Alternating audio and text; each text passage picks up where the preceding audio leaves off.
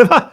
Oh, bilang ho mga kababayan, kasi kapag ka may kaso, merong nambiktima at merong biktima. Di po ba, mga boss chief mo, sir? Pag merong ganyan paglalaban, may kinasuhan, merong na-dismiss, merong nambiktima at merong biniktima. No, hindi ko, ito, example na lang ho, kami ni Ma'am Chris Rose, no? Ako nang biktima sa kanya. Di nasa korte kami. No, nandoon kami, dinidinig yung aming kaso, no? Tapos hinusgahan si Mark Ramos hinuhusgahan na makukulong ng 40 taon kasi biniktima si Chris Rose. Ganon.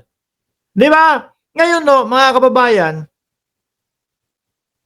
nakakuntsaba ko kung sino man doon sa loob. No? Oy, baka ganito, ganyan na lang. O sige. Baka kaya mo i-reverse yung baliktarin yung kaso ko, ganyan. Nang hindi pinapaalam doon, di nagulat siya. Uy, kala ko nakakulong itong pinakulong ko. Bakit nakalabas pala, nakalaya pala? Diba?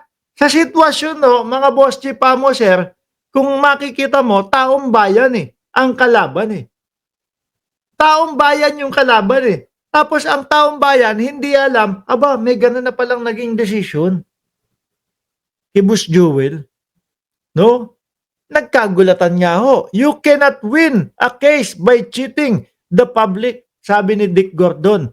Basahin ko. Pastor pa man din. Politiko pa. Sabi ni Scrimble. Basahin ko yung sabi ni dating Senador Dick Gordon.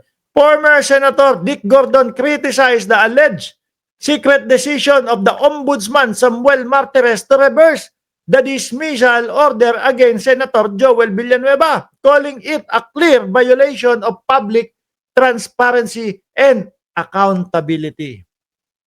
In an interview with 1PH, sa totoo lang, nakalagay sa batas daw ho natin, mga bossing, nakalagay sa batas natin, the Ombudsman is the protector of the people.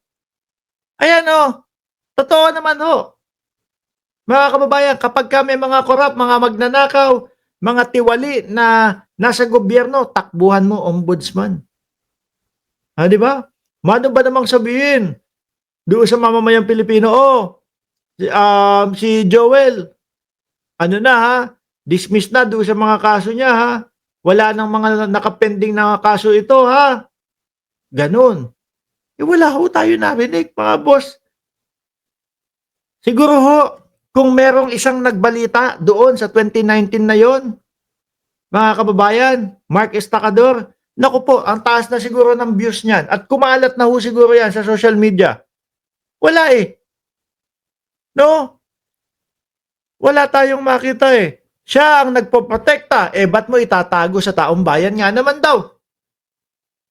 Nakalagay sa batas natin, the Ombudsman is the protector of the people. Siya ang magpoproteksyon sa tao. Ba't mo itatago? Lumalabas ngayon na binaviolate mo ang konstitusyon. Pag tinago mo, dinadaya mo ang tao. Di ba?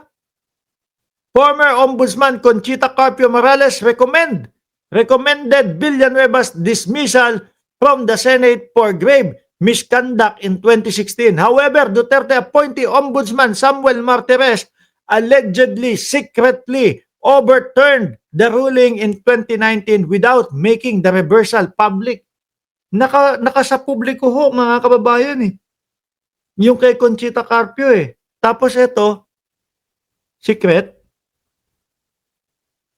Biglang nongga, parang naglagay sila ng bulletproof na ang senador at congressman.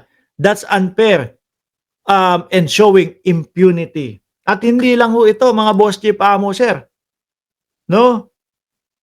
Sabi ni Dexter, Balantakbo, ang ganda ng dweller mo Same time, po ako, yacht master po.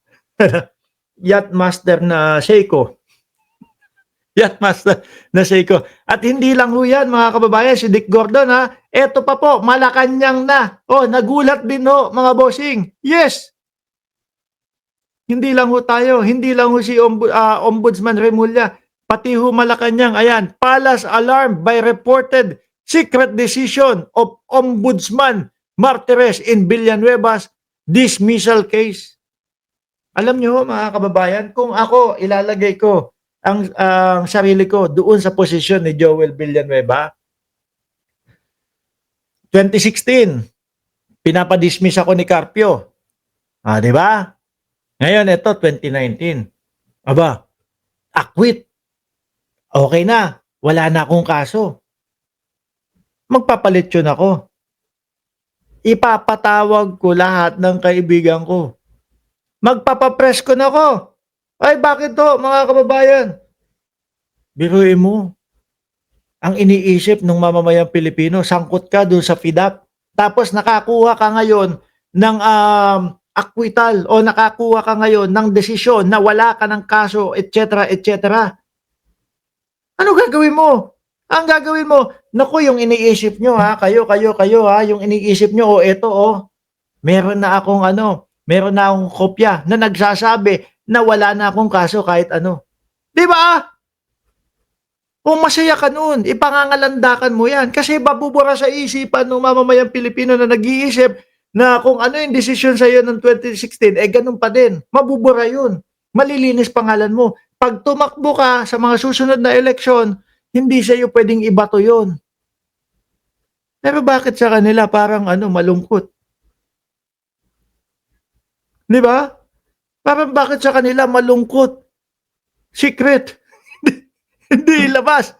No, matutuwa ka niyan kasi lilinis yung pangalan mo. Di ba?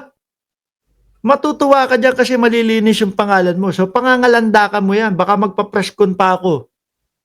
Ganyan, okay na po, masaya ako kasi ganito, ganyan.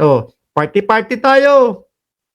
Pero wala talaga Palace alarm by reported secret decision of Ombudsman Martires in Villanueva's dismissal. Ito pa ho, mga bossing.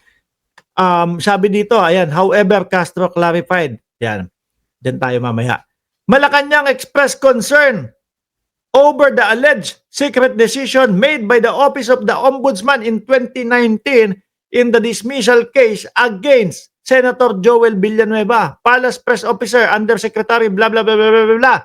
No, however, Castro clarified that Malacanang cannot yet comment on the validity of the alleged ruling made by the former ombudsman and determine if any law were violated. Sa ilalim mo, mga kababayan, gustong paimbestigahan. Dapat ito talagang maimbestigahan ng malaliman upang kung anuman ang mga pagkakamali, kung anuman ang nalabag sa batas, kung mayroon man ay dapat itong masolusyonan at maitama ng Office of the Ombudsman. Naku po, pagka may mga ganyang salitaan po na maitama ng Office of the Ombudsman, sa tingin ninyo po, saan hahantong yan? Baka may kakayanan, posible, maaari, si Boying Remulla na i-overturn ulit yan. Di ba? Sabi nga ho, mga boss chief amo sir, ni Hilbay no? Kung yan, dinesisyonan ng pasikreto, hindi sinapubliko, may kakayanan. Itong si Ombudsman Remulla na baliktarin yung desisyon na yan. No? May kakayanan na baliktarin yung desisyon na yan.